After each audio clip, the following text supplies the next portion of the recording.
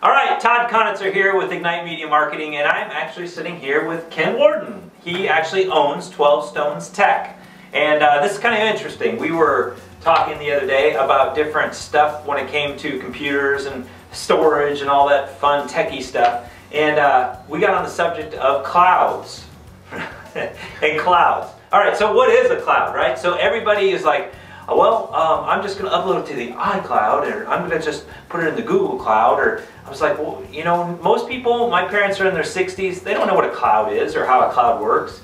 And so then you have all the different ideas of how much is storage, and do you use a cloud, or should I use a cloud? And so we got on this great conversation, wasn't it? It was. It was actually kind of funny. So we thought we'd do a quick video on clouds and storage, because right now I think that's pretty important in the world we live in, with the NSA doing all these high-tech things and watching over us and stuff. So storage is kind of a premium thing. So Kent, tell us the best definition of what you would say a cloud is. Well, cloud is basically anything that stores or does computing processing outside of your network. Oh, okay, so anything that would be not on my computer. So if I'm working on my laptop or my cell phone or whatever, it is this nebulous storage facility that holds backup. That's right. That's outside your network, away from your local devices. So that's a cloud. Now, there's many clouds. How about, what are the lists of clouds? There's so many clouds. There's iCloud, Google Drive, Microsoft OneDrive, that used to be SkyDrive. Amazon has a cloud. New cloud, yeah. There's new ones popping up every day. And now clouds are buying clouds, and it's almost becoming thunderstorms. No, yeah. I don't. It's a mess is what it is. It's all a big mess. It's so, yeah, do you use a cloud? What are the pluses and minuses? So Kent was sharing with me that stuff that I never even thought of. So let's go over pluses and minuses of using a cloud. So let's just use Google as that, because they've lowered prices. Let's talk about pluses and minuses. Okay. Well, Google Drive is great. They give you 15 gigs for free just by setting up a Google account, which anyone who has an Android phone has to have a Google account if you want to download software and so on. So a lot of people have them. You use the Gmail, you get 15 gigs of space. A lot of people aren't using the Drive portion of that, though, to store files and photos and pictures and whatever. If you want to upgrade and you are using that and want to go beyond the 15 gigs, they've just lowered their prices to very reasonable, and then I'm sure everyone else will reciprocate shortly, and they can't let Google keep beating them out for long. Although Google is huge and what they're doing, yeah, hard to beat. Google's storage is pretty secure. It transmits from your device to their servers, all encrypted. Right. They do not encrypt stuff on their server, though. Oh, okay. So although their data centers are secure, they only, it's a high security area. They're going to do so much, yeah. Yeah. If someone could gain access to one of their servers, they could see all your files. Yeah. And you know, there's nothing really I don't think to really worry about with that by any means.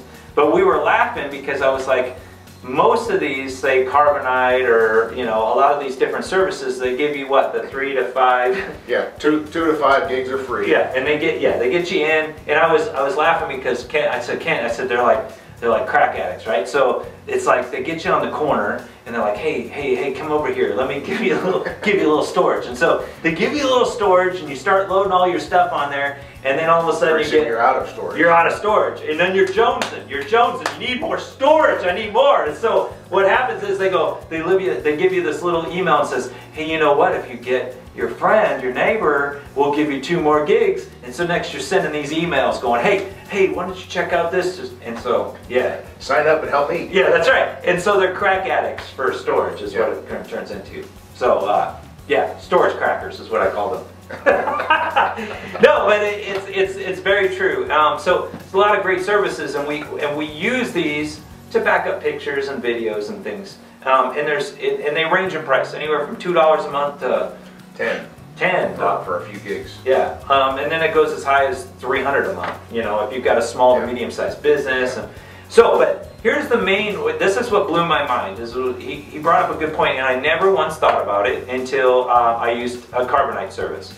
And tell them what the minus is to this whole scenario. Well, one of the drawbacks is you put all this data in the cloud. You have to get it there. So you have it on your computer, and you need to upload it. Your upload speed is not usually very fast for most people in this country. Right. There's people still on DSL lines. There's people trying to use satellites. There's people that have the new Google Fiber here in Kansas City. So everybody's different. Yeah. And most people, if you're on DSL or even a cable modem, your upload speed with cable maxes out about 6 gig. Comcast is starting to offer some higher speeds. They're starting to do that.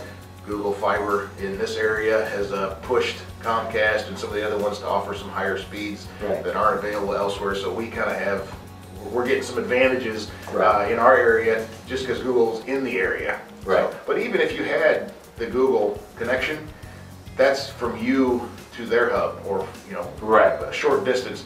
When you go to Carbonite, I don't know where their server is. Yeah, you have no idea. It may take a dozen hops through various networks to get there. You're not going to probably get anywhere near that speed. Right. Now I'm going to give you an example of that. I tried Carbonite a little while back, and because I was concerned, am I going to lose my pictures that I have on my computer and things? And so I signed up for the free service. What nobody tells you is, like, let's say you go watch a YouTube video, right? And you click YouTube and you start watching the video. It starts playing fairly quickly. The problem comes into play is that if you're going to upload that 6-minute video, this video we're creating here, it could take 20, 30, 40 minutes for me to upload this video to YouTube for you to watch it. And so that's what he's talking about. We put all that information in this cloud, and the cloud, we have to access this and get our information back, or our computer crashes. Right. And when our computer crashes, how long does it take from the cloud to get back to our computer? And unfortunately, it can be days. Example, Carbonite, I put them on my computer, and it said it worked up in the corner every time I logged on. It took 4 to 5 days just to get all my information uploaded to their information. And that's, I hear commonly of 2-3 weeks. I did a calculation of 500 gigs could take anywhere, even 50 days. Yeah. And that's with your computer running full time. If your computer goes to sleep or you shut it off, yeah, it's no longer moving that data. So turn it around and come down. I picked an average of about 10 megabit connection speed, which is fairly normal. Some people aren't that fast, some people are faster. It was still 5 days to bring that back down to your computer. So if you've got a small amount, it's pretty quick, but when you get into large quantities of data, it's still a good idea for backup purposes if you just need to store it there, in the case of something really bad happening. But if you need that data, if it's business critical data, you may want to have another backup somewhere locally. Maybe it's outside your business, you keep it at your home, or vice versa. Home data, keep it at business, or a friend's house, somewhere that you can access quickly if it's a large quantity of data, like all your video files. Oh yeah, I've got If your house burned down and somebody needed that video the next day, you better have a backup somewhere besides on a cloud service that you can access that. Yeah. No, and so that brought us to the next decision. Kent has a passion for small businesses. He has a passion for homeowners and people that have common computers, and that's why he created 12 Stones Tech. So I said, Kent, what do you use? And he's like, well, I use some of that, but I also created my own. And so we started going through the different processes. Now most of us have one of these, right? It's just a little backup, little hard drive, 500 gigs, 1 terabyte, whatever that's going to be. And these are great because I use a 2 terabyte drive for a lot of my video stuff. The problem with them is that we have multiple computers in our house now. So these only... If you connect that to a single computer, one computer can access it. That's it. I can't share it. I can't send I'd have to email a file or do whatever for my wife to see it in, whatever she's working on. So there's limitations. These are great for backups and to working on projects, but not good for computers like most. That would be good to put a backup on and take it to your neighbor's house, so if yours burns down, you're good. Yeah, well there you go. Yeah. At least your data is good. I was like, well that's great, Ken. I appreciate that. So what else is there? We're gonna get your house burned down yet. Yeah, he doesn't offer arson services, but Anyway, here we go. So he created 3 different options because he's been working with small businesses. In the home. He's actually working with families that are now 3 to 5 computers in a household, and we have all our stuff digital and transferring things back and forth. So why don't we go over those real quick, Ken, and just kind of give them a brief synopsis of that. The first one is not something that I produced, but these are just NAS boxes that you can pick up Best Buy, Micro Center, Wherever. a number of stores that sell computer type products. Okay. This particular model has a single hard drive. You usually get these up to about 2 terabytes. Some of them are starting to push up to 3 and 4. Right. It's a single hard drive, so if it crashes, your data's gone. Okay. So it's good. It allows you to share over the network.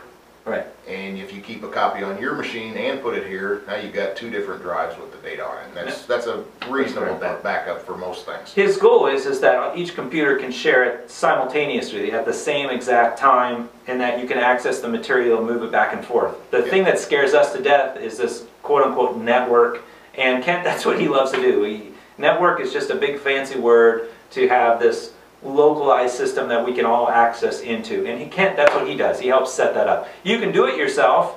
It takes just a little time. It's just that if you're not a techie person like my parents that could benefit for something like this, you need somebody like Kent to just come in and set it up and take care of it. And it doesn't cost a whole lot. What is it to set it up? And what, $200–300? $300. Yeah. I mean, it's not going to be anything atrocious by any means. But the benefit to it is sharing amongst everything. And then again, what's the other benefit? Speed, right? Yes. When this is on your local area network, you can access it pretty quickly. You're not limited by your internet connection. You're only limited by your own network. Right. And so in today's world that we live in, we're sharing music, we're doing videos, we're sharing movies, things like that. We can put on this device and share it amongst the different computers. Let's show them the other ones. These other ones Kent has designed himself, and they're pretty cool. This is what I call a mini server. Right. This is limited on hard drive space, but I can get at least 2 gigs in here. Right. Scratch that. 2 terabytes. 2 terabytes in this. Hey, that was a scratch. Anyway, go ahead. And it's a small device you can put on a shelf next to your router, put it on your desk. Everyone on the network can access this. I can actually set this up where you can access it remotely outside your house. At my house, I use a little larger device for my business in my home, but I can access everything I want from everything you want remotely from my phone. And the kids can share the pictures back and forth. You can do just about anything. Yeah, it makes a quick, easy way from taking a photo. Instead of uploading to the iCloud or Google, I can go to my own drive, and then when I go sit down at my computer, it's right there. Yeah. I pull up my Explorer, and it's. Now, there's another thing too. Is it is your own cloud. So basically, if you're in a hotel room and you're on the road, you can access this, but again, you're limiting your time because you don't know what the hotel internet. When you would pull this data from your home to wherever you are, it's got to go up your upload speed. So if you have a very limited upload speed, it's going to limit you on that. So in that standpoint, if you put something in the cloud somewhere and you have a higher speed download elsewhere, you'll get it quicker than relying on your upload speed. So it's going to be back and forth on those, but the benefit to this is a lot of us right now are using stuff in our homes, and we just want to make sure it's all backed up. So it's pretty cool. But on these devices, you can also have servers for all of your music, videos that you may have, photos that you can maybe stream to your TV, Blu-ray players, tablets, all those devices, all from this. And that's kind of where I'm going to probably be heading, because I've been using just a mass storage device for a lot of the video stuff. But again, I have to plug it in. So I can't just access it whenever I want, which kind of sucks. Yeah. So, okay. The other advantage of that is that's actually a full computer board in that, which gives you a higher speed network connection. Most of your NAS boxes are in the 20 megabit. Yeah, he's talking about these. Yeah, that type of box. Even some of the little larger ones, they'll get you up in maybe the 50. I can get over 100. With that device. So speed's a lot, man. Yeah, so it can actually handle the processing that needs for passing that data around. Okay. So this is the last one here. This is awesome. a little larger enclosure. This would have a similar processor to what that one would. I could put a bigger processor in this if you had other activities that you needed to run on the server. But this one would mainly just hold more hard drives, so you can have more storage space. And in today's world, you're dealing with small, medium-sized businesses need to have something similar to this. But homes, believe it or not, everything is going digital. So I think we're going to get to a place where most homes will be using smaller boxes like this that we can all access all that material from. I mean, movies alone, if you're storage movies, I mean, DVDs anymore. I have old DVDs sitting on a shelf that we don't really ever access. If we actually had them in something like this from Netflix, or we downloaded them or bought them off of Amazon or whatever, they could actually be stored somewhere so you could actually access them quickly. And that's the way all of our services do. That's what you do, right? Yep. You do TVs as well, networking Yep. systems, audio equipment. I've built custom computers for sitting at your TVs to be able to play any content that you want. Yeah. So that's his specialty, and that's what he loves. Which some of us gotta love some things. He just loves weird things. That's all. That's all that is. I just enjoy helping people with their digital problems, needs. if Right, you will, right. and solving those for them. Yeah, and that comes to another thing. Let's just talk about 12 Stone Techs for a minute. He actually does computer cleanups. So he goes anything from your storage problems and coming up solutions, because sometimes a cloud service is just as good as using one of these mass storage. It just depends on your needs.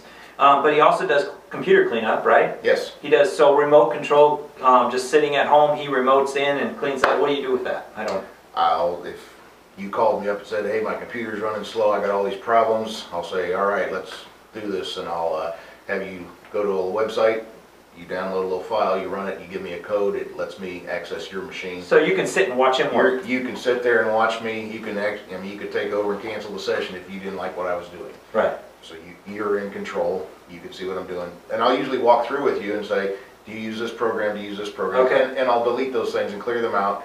There's a lot of toolbars and just junk programs that come in. A lot of people, they'll run an update on something, and if you don't uncheck certain boxes, next thing you know, you've got all these programs that are running pop-up ads, different things. And all the stuff that really annoys us. Yes, that people get frustrated and they finally call. Yeah. Because they don't know how to stop it. They're like, I'm tired of seeing ads for all these different things. And so he charges what, 90 bucks I think for a remote in, and then if he needs to come to your location, it's like what, 130? yeah, on-site cleanup is 125. Yeah, 125. So he could actually come to you if you don't feel comfortable trying to do it yourself. So that's a great service because it's a flat fee. It's not by hours. He does that for introductory for his new customers. After that, he can kind of work on bigger projects. There's going to be some of you guys watching this going, what's a cloud and how this works?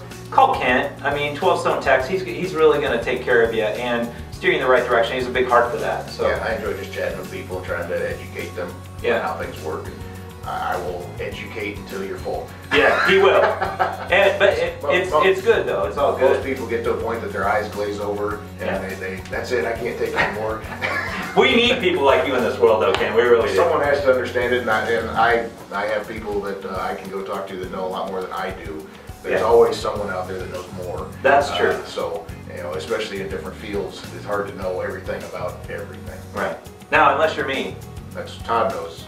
Okay, well, I just did that. Ken, thank you for you. No, this has been really good, guys, and I hope it's been great information. It really helped me. I know it sounds goofy, but since I'm always doing videos and trying to store stuff, going through the different options has been very good. So, guys, have a blessed day, and I'm going to put all Kent's contact information and everything on here so you can give him a shout. Kansas City area, of course. But if you're doing a remote cleanup somewhere and you're seeing this video, you can do it anywhere. So if you're sitting in Idaho right now eating a potato, wait a minute, do they eat potatoes in Idaho? I don't know, they make them all. But you can do it there too. So guys, have a blessed day. Thank you so much for tuning in, and hope this was a good help for you. Thank you.